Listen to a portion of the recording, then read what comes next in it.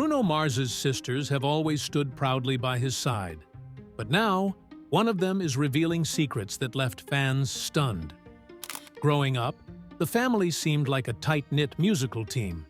But behind the scenes, there were hidden struggles, shocking revelations, and family dynamics that weren't always so harmonious.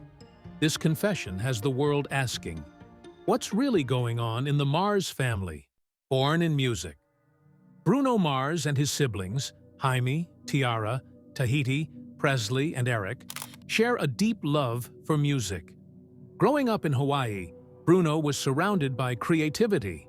The Grammy-winning artist had music in his veins, thanks to his family. His sisters would sing, while his brother played the drums. The house was always full of melodies, thanks to their parents, Peter and Bernadette Hernandez. Jaime once shared with Midweek in 2013, "We have a huge family, and everybody sings. Music is always in our house. Our mom would always make us harmonize." That musical upbringing shaped their futures. Bruno shot to fame, while his siblings pursued their own dreams in entertainment. His four sisters formed a group called the Lilas, and his brother plays drums in Bruno's band, the Hooligans. Despite Bruno's success with hits like Locked Out of Heaven, his siblings embrace the comparisons. It's always an honor when people say, "Oh my God, you're Bruno Mars' sister," Tahiti says. "We're very proud of him, and he's proud of us too." The family's journey began in Hawaii. Bruno's dad, Peter, was from Brooklyn, New York, but his dreams led him beyond the city. His mom, Bernadette, was originally from Manila, Philippines. She moved to Hawaii in 1968. They met at a performance where Peter played percussion and Bernadette danced hula. Soon after, they got married and raised their 6 children in the beautiful Aloha State, embracing the island life. Bruno Mars's family story is rich and vibrant. Besides their son and 3 daughters, Peter and Bernadette welcomed Bruno's cousin Jaime into their home. She became part of the family, as reported by the New York Daily News. "Hawaii is a special place," Bruno shared with CNN in 2012. "When I think about my childhood, I think about my family, my sisters, my brother, and us going to the beach, doing things you'd imagine a family in Hawaii would do." Music was a constant presence in their home, thanks to their creative parents. The house was always lively, filled with instruments, a karaoke machine, and even 2 jukeboxes. Peter and Bernadette's love for music led them to start their own act, the Love Notes, performing every night at the Sheraton Waikiki. Eric shared this in a 2014 interview with Mike Dolbear. Eventually, they brought their kids into the act, focusing on doo-wop and classic 50s hits. Bruno began performing with them at just 2 years old, earning fame for his Elvis Presley impersonation. For years, he and some of his siblings took the stage 6 nights a week. "My dad was just a sharp businessman," Bruno told Vibe in 2010. He's originally from Brooklyn, moved to Hawaii, and saw an opportunity to put a show together. He wasn't the best singer, but he knew the right people. Life changed when Bruno's parents divorced. He was 12 at the time, and after the split, Bruno and his brother Eric stayed with their dad. It was a new chapter, but music remained at the heart of their lives. This part of Bruno Mars's story shows how tough times can shape a person. When his parents divorced, the family's musical act fell apart, and they faced financial struggles. Bruno and his brother Eric lived with their dad, moving from place to place, while their sisters stayed with their mom.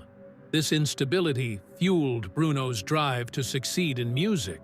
With their family music career behind them, things got harder. Their dad struggled to make ends meet, and finding a steady place to live wasn't easy. At times, they stayed on rooftops, or even in the back seat of a car. Bruno once shared in a 60 Minutes interview how his dad always managed to find odd spots for them to crash, places they probably shouldn't have been. Eventually, Peter got a job at a nearby zoo that came with housing, but when the zoo shut down, they were left homeless again. Peter found a small one-room building on the deserted property, and the three of them squeezed into one bed. Despite all this, Bruno remembers those days fondly. "Those memories were the best," he said. "We had each other, and it never felt like it was the end of the world." Maybe that's why Bruno approaches music the way he does. "I know I'm going to figure it out. Just give me some time," he once said. It's that determination that carried him through. And it wasn't just Bruno who chased the dream. Eric did too. Surrounded by music growing up, he played drums with the family. At 18, he moved to LA, ready to chase his own dreams. Now, he's a part of Bruno's backing band, the Hooligans. Eric's journey took a few unexpected turns. When things didn't go as planned in music, he put down his drums and decided to train as a police officer. For almost 10 years, he worked in law enforcement. But everything changed when Bruno moved to LA. He invited Eric to join him on a new musical adventure. "I thought, if I don't take this chance and end up watching someone else play drums for my brother, I'll regret it." Eric shared with Rolling Stone in 2013. So, the brothers started performing around LA, with their sister Jaime stepping in as their booking agent and manager. As Bruno's career took off, Eric stayed by his side, eventually joining his backing band, the Hooligans. Now, he plays with Bruno both in the studio and on tour across the globe. People often ask Eric if he minds being in the background while Bruno takes the spotlight. His answer is simple. "That's never been an issue for me because I've always loved being behind the drums. That's where my joy comes from," he said on Drummers High in 2023. "I'm not the front man. I prefer to be the one behind my drum set, making music and watching the audience enjoy it." Eric reflects on his journey often. "I think, wow, I'm really fortunate to be up here. And when I look out at the packed arenas or stadiums, it hits me, wow, I'm one lucky guy." Despite their different paths, the siblings remain close, each supporting the others in their own unique ways. The rift between siblings. Rumors can easily start, especially when one sibling is more famous than the others. But in the case of Bruno Mars and his family, there's nothing but love. In many interviews, Bruno and his siblings speak about each other with warmth and respect. So, why isn't there a line of other famous Marses? That's because Bruno Mars is a stage name. His real name is Peter Jean Hernandez. Despite their different paths, the family remains close. They've always supported each other. In interviews, his siblings often express how proud they are of Bruno's success. They talk about his dedication and hard work, and they've been cheering him on since the beginning. For instance, his sister Jaime played a big role in his early days, working as his booking agent and helping him get discovered. Coming from a musical family, they all respect and appreciate Bruno's talent. And even though they've chosen different careers, their bond is strong. You can sense the mutual support and admiration between them. They mostly keep their lives private, but you'll still see them at his shows or events, proudly standing by his side. Bruno has always been especially protective of his four sisters, Jaime, Tiara, Tahiti, and Presley. During a 2013 visit to The Ellen DeGeneres Show, they playfully shared that Bruno picked out their outfits for the day, insisting on more conservative looks, even though they didn't always take his fashion advice. It's clear that for Bruno, family comes first. No matter how big his career gets, he remains their biggest fan, just as they are his. Bruno Mars has always been protective of his sisters. He's super protective. He wanted us to wear turtlenecks today, so he sent us some, but we just tossed them aside, Tiara joked. As the years passed, Bruno kept performing around Hawaii. After graduating high school, he was ready for more. He wanted to explore new areas in the music scene. At that time, his sister Jaime was in Los Angeles, working as a handbag designer. Bruno sent her his demo tape, hoping for a chance. Jaime shared it with Mike Lynn, an executive at Dr. Dre's Aftermath Entertainment. "My demo was awful. I sounded like a chipmunk. I was really young, but he saw potential in me," Bruno recalled in a 2011 interview with Forbes. That was the push Bruno needed. He decided to move to LA, saying, "I felt like I had done everything I could in Hawaii.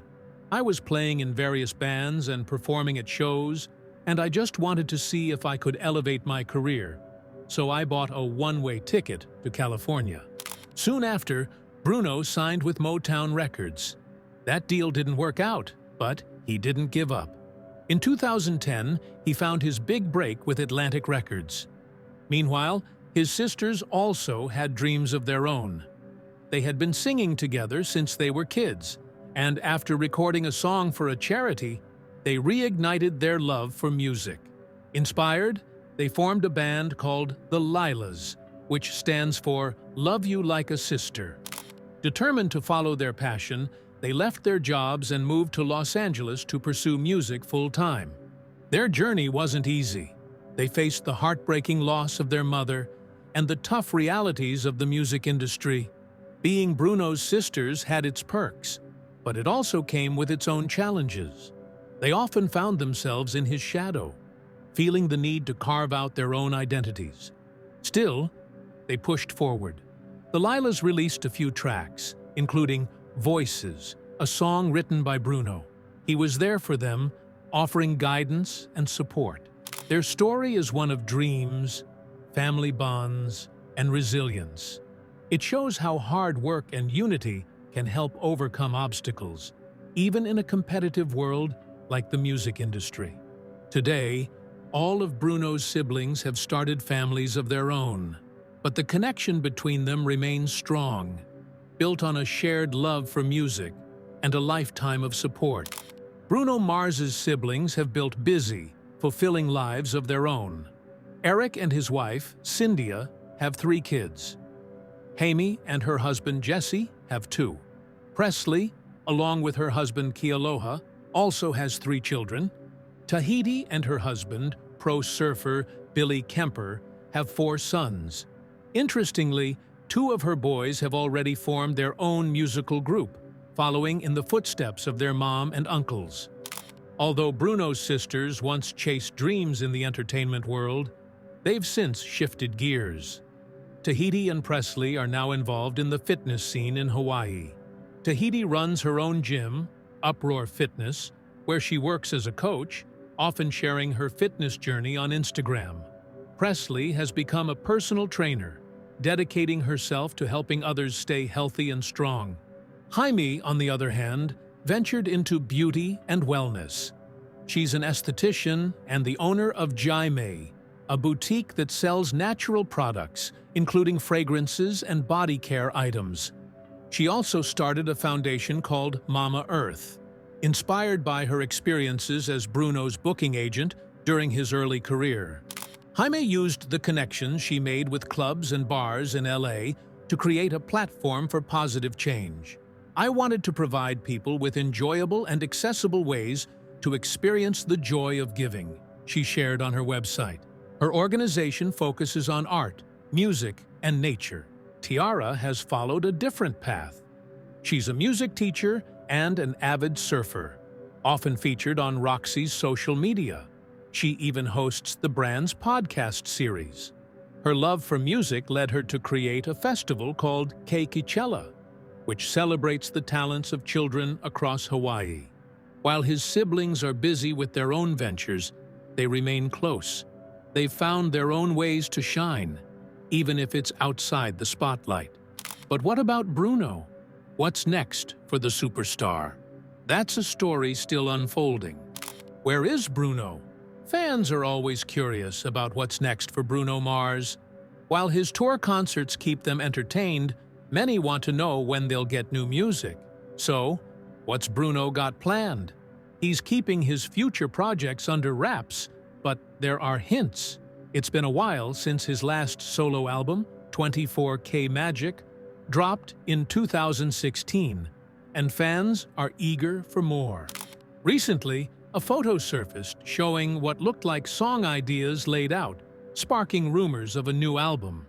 Bruno has also announced tour dates on his official website, taking him to cities like Mexico City, Inglewood, Las Vegas, Kaohsiung, Jakarta, Kuala Lumpur, and several locations in Brazil. The tour started on August 10th, 2024, and will wrap up on November 5th, 2024. This has led to speculation that he might release new music before the tour ends, giving fans something fresh to enjoy at his shows. Even though he took a break from his solo career, Bruno stayed in the spotlight through his collaboration with Anderson .Paak as Silk Sonic. The duo was a hit, showing off Bruno's versatility and charm. They've hinted at more projects, but no clear plans for a second album yet. Maybe they'll get back in the studio when their schedules line up. Meanwhile, Bruno's residency at Dolby Live at Park MGM in Las Vegas is still ongoing. He seems to love performing in that format, so it might continue to be a big part of his career. Bruno Mars is always evolving, whether it's solo, as part of Silk Sonic, or on the Vegas stage, he keeps fans guessing. And that's part of what makes him so exciting. Bruno Mars is always exploring new possibilities. He might dive into fresh sounds, new collaborations, or even branch out into acting or producing. So, is he still making music? Absolutely! Bruno remains very active in the music scene. Recently, he's been collaborating with Anderson .Paak as part of the Grammy-winning duo Silk Sonic. Their debut album, An Evening with Silk Sonic, was a huge hit. But fans can also look forward to Bruno's solo work. After a 7-year break, he's preparing to release a new solo album, following the success of 24K Magic in 2016, as reported by Koha. Alongside his music projects, Bruno is keeping busy with live performances. His Las Vegas residency continues to draw crowds, and he has a major international tour planned for 2024. Despite some legal challenges with his hit, Uptown Funk, Bruno remains a major force in the industry. His creativity and knack for captivating music prove his lasting talent and commitment. Fans can expect more exciting projects and performances soon. Over the years, Bruno has collaborated with a range of artists, from B.O.B. and Travie McCoy to Mark Ronson and Anderson .Paak. Each partnership has helped him expand his musical horizons. His classic, stylish image complements his sound, adding to his charm and appeal. But what keeps him busy outside of music? Is it his love life? Bruno is famously private when it comes to his personal life, but his most significant relationship is with Jessica Cabin. They've been together since 2011, making it over 13 years of love. The two met in a New York City restaurant shortly after Bruno's debut album came out. Though they keep their relationship out of the public eye, Cabin sometimes shares glimpses of their life together on social media. Despite his busy career, it's clear Bruno finds time for what matters most. And that balance is part of what keeps him grounded, creative, and ready for whatever comes next. Bruno Mars has always kept his relationship with Jessica Cabin close to his heart. He calls her his rock and best friend, showing just how deep and supportive their bond is. During his 2018 Grammy acceptance speech, he even thanked her publicly. A sweet moment that touched fans. They lived together in the Hollywood Hills with their Rottweiler, Geronimo. Despite their long-term commitment, they haven't walked down the aisle. In a 2016 interview, Bruno said he was happy with how things were, hinting that marriage might not be on their to-do list. Some die-hard fans have noticed rumors lately, suggesting that their relationship might be on the rocks. But neither Bruno nor Jessica has commented on these speculations, keeping their private life just that. private. Musical beginnings. To understand why Bruno Mars became such a global sensation, you need to see just how talented and charismatic he is. He's not just a singer, he's a multi-talented musician, songwriter, and dancer. Bruno blends pop, R&B, funk, and soul effortlessly, creating a sound that's uniquely his own. This versatility has helped him reach a wide range of listeners. Bruno is also known for his electrifying live performances. He brings energy, charisma, and slick choreography to the stage, making him a true entertainer. He started performing as a child and spent years honing his craft. He's a perfectionist, whether in the studio or on stage, always striving to put on a flawless show. His songs are catchy, with melodies and lyrics that stick with you. He sings about love, loss, and everyday moments, giving his music a feel-good vibe. His sound draws inspiration from classic Motown and funk, which gives his songs a timeless feel that appeals to both older and younger audiences. Bruno's journey in entertainment started early. In 1992, he made a brief appearance in the movie Honeymoon in Vegas, and even had a fun interview with Pauly Shore on MTV. From those small beginnings, he grew into one of the biggest names in music, known for his dedication, hard work, and unshakable talent. Bruno Mars showed his musical talent from a young age. At 6 years old, he made an appearance on The Arsenio Hall Show.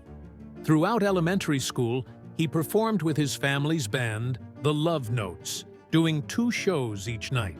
They would sing hits by artists like Frankie Lyman and Little Anthony, and young Bruno was a natural on stage.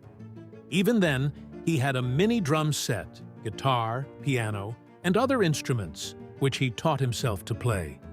But when Bruno was 12, things changed. His parents separated, and the Love Notes disbanded. His dad tried different business ventures, from running temporary tattoo stands to selling memorabilia, but none took off. With no steady income, Bruno, his brother, and their dad had to leave their home. They ended up living in some tough spots, including a car, rooftops, and even an abandoned bird zoo called Paradise Park, where his dad had worked before. Adjusting to a new school wasn't easy. Bruno faced some bullying at first, but over time, he found his place and made friends. Through it all, his love for music never wavered. He spent countless hours perfecting his Elvis Presley act, which helped shape his performance style. Later, he picked up the guitar, drawing inspiration from the great Jimi Hendrix. Bruno's roots in Hawaii and his musical family were key influences. In 2010, he reflected, "Growing up in Hawaii made me the man I am. I performed a lot there with my dad's band. Everyone in my family sings, and everyone plays instruments. It was all around me." In high school, Bruno joined a group called the Schoolboys. They performed at local events, often opening for his dad's new band, covering songs by the Isley Brothers and the Temptations. He started to gain recognition in the local entertainment scene, landing gigs like opening for a magic show and even doing Michael Jackson impersonations at celebrity events, earning $75 for each performance. After high school, things began to change for Bruno. His sister, who was living in Los Angeles, shared his demo tape with Mike Lynn, the head of A&R at Dr. Dre's Aftermath Entertainment. Impressed, Lynn invited Bruno to LA. In 2003, right after graduating high school at 17, Bruno took a chance. He moved to Los Angeles, ready to chase his dream and make it big in the music industry. Bruno Mars settled on Mansfield Avenue when he first moved to Los Angeles. He was shocked by the rough conditions and poverty in the area, but he was determined to make it. To stand out, he chose Bruno Mars as his stage name. The Bruno part came from a nickname his dad used to call him, while Mars was added for flair. He thought it made him sound unique, and it was inspired by girls who said he was out of this world, making him feel like he must be from Mars. Choosing this name wasn't just about creativity. It was a smart move.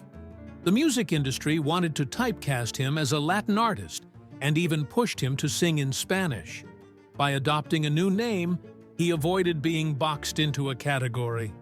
A big influence on Bruno's early career was Steve Lindsay, who became his mentor. Lindsay taught Bruno and his fellow songwriters how to craft hit pop songs. They spent years analyzing successful tracks and sharpening their skills. During this period, Bruno also performed covers with a band that included his future drummer. Around this time, he met Philip Lawrence, who would become his main collaborator. Together, they started writing songs, though it wasn't easy. They faced a lot of rejections. Their perseverance paid off when Aaron Bay Shuck from Atlantic Records took notice of their work. But even then, it took years before Bruno officially got signed. To make a living, they sold a song to a reformed menudo, which kept them afloat while they continued to write. Before his solo career took off, Bruno built a reputation as a songwriter and producer, creating hits for other artists. These experiences helped him develop his sound and set the stage for his own success. Bruno's journey wasn't smooth. After moving to LA, he signed a deal with Motown Records, but it didn't lead anywhere. He also had talks with Williams management, but those fell through. Still, his time at Motown was valuable because it was there that he met Philip Lawrence. When Motown dropped him, Bruno didn't give up. Instead, he stayed in LA and secured a music publishing deal. This allowed him to focus on writing and producing for other artists, which turned out to be a key stepping stone in his career. From there, Bruno was just getting started. His persistence and talent helped him rise from those early struggles to become a star. Doo-Wops and Hooligans. Bruno Mars's debut album, Doo-Wops and Hooligans, was a game-changer. It catapulted him to international fame. The lead single, Just the Way You Are, became a global hit, topping charts in many countries. The album itself also climbed to #1 in several places, producing more hits like Grenade and The Lazy Song, which found great success on the charts. To promote the album, Bruno hit the road, performing extensively. He started by opening for big names and soon moved on to headline his own shows. He made it a point to connect with fans by playing in smaller venues, which helped him build a dedicated fan base. The success of Doo-Wops and Hooligans earned Bruno several Grammy nominations, along with other prestigious awards. Although he faced stiff competition from Adele at the 2012 Grammys, he still managed to gain recognition at other major award shows. This solidified his place as a rising star in the music world, marking the beginning of an impressive career. Unorthodox Jukebox and Super Bowl halftime show. In 2012, Bruno Mars decided to broaden his musical horizons with his second album, Unorthodox Jukebox. The album was another massive hit, topping charts around the world and selling millions of copies. It featured successful singles like Locked Out of Heaven and When I Was Your Man, the latter helping Bruno become one of the fastest male artists to score 5 #1 hits. Bruno kept collaborating with other artists and went on a global tour to promote the album. In 2014, he took the Super Bowl stage for the halftime show, delivering a record-breaking performance that drew in a huge audience. Unorthodox Jukebox earned him more Grammy recognition, and he even dabbled in acting with a voice role in the animated movie Rio 2. Later that year, Bruno teamed up with Mark Ronson for Uptown Funk, which became a worldwide sensation, solidifying his reputation as a pop music powerhouse. Super Bowl 50 halftime show and 24K Magic. Following the success of Uptown Funk, Bruno began working on his third album, 24K Magic. He wanted to keep the momentum going and maintain the high standards he'd set. In 2016, he performed at the Super Bowl 50 halftime show with Coldplay and Beyoncé, once again captivating a massive audience. The preparation for this show delayed the album's release, but he continued refining it with a new production team. During this time, Bruno also took more control of his career by launching his own management company. When 24K Magic finally came out in 2016, it was another triumph. The album featured hit tracks like 24K Magic and That's What I Like, leading to a successful world tour. Bruno continued to shatter records and even earned recognition from Guinness World Records for his achievements. At the 2018 Grammys, he dominated, winning all 6 categories he was nominated for, cementing his status as a top artist in the industry. Further collaborations and Silk Sonic. Since 24K Magic, Bruno has stayed busy. He worked with a variety of artists, including Chic, Gucci Mane, Kodak Black, Cardi B, and Ed Sheeran. In 2019, he teased new solo music with a studio photo, sparking anticipation among fans. By 2020, he announced a Disney movie project and collaborated on new tracks with Babyface. He even sold part of his song catalog to Warner Chappell Music, further expanding his influence in the industry. But perhaps his most exciting recent project has been Silk Sonic, a duo with Anderson .Paak. Their debut album, An Evening with Silk Sonic, became an instant hit, with tracks like Leave the Door Open and Smokin' Out the Window dominating the charts. They even launched a Las Vegas residency, bringing their smooth sound to live audiences. Silk Sonic's success was undeniable, earning them awards from the Grammys, BET Awards, and Soul Train Music Awards. It's clear that Bruno Mars's magic touch hasn't faded, and this latest chapter only adds to his impressive career. Criticisms and public response. While Bruno Mars has achieved massive popularity, he's also faced his share of criticism. One of the most common criticisms is that he's accused of cultural appropriation. Critics claim that he borrows heavily from black music genres like funk, R&B, and soul without giving enough credit to the roots of these styles. They argue that while Mars profits from these genres, he doesn't face the same struggles as black artists who created and popularized these sounds. Some critics also point out that his music leans too much on nostalgia, echoing sounds from past decades. They argue that, although his songs are catchy, they lack originality and don't bring much innovation. To them, it feels like Bruno is relying on tried-and-true formulas rather than creating something fresh. Bruno's live shows are known for being high energy and full of spectacle, which many fans love. But some feel that his flashy performances can overshadow the substance of his music. They argue that the focus on showmanship can sometimes distract from deeper artistic messages. Another criticism is that his lyrics are often seen as simple, mainly revolving around love, partying, and having a good time. While this makes for fun, upbeat songs, some feel the themes lack depth and complexity. Tied to the issue of cultural appropriation, some question how authentic Bruno's musical style is. They suggest that his retro persona might be more of a marketing tactic than a genuine artistic choice. Critics feel he adopts a vintage image to appeal to a wider audience rather than expressing his true self. However, many people defend Bruno Mars, emphasizing his genuine love and respect for the music he performs. They highlight his talent as a musician and entertainer, pointing out that music is fluid and often draws from various influences. Throughout his career, Bruno has shown a willingness to experiment and evolve, which can address some concerns about originality. At the end of the day, music taste is subjective.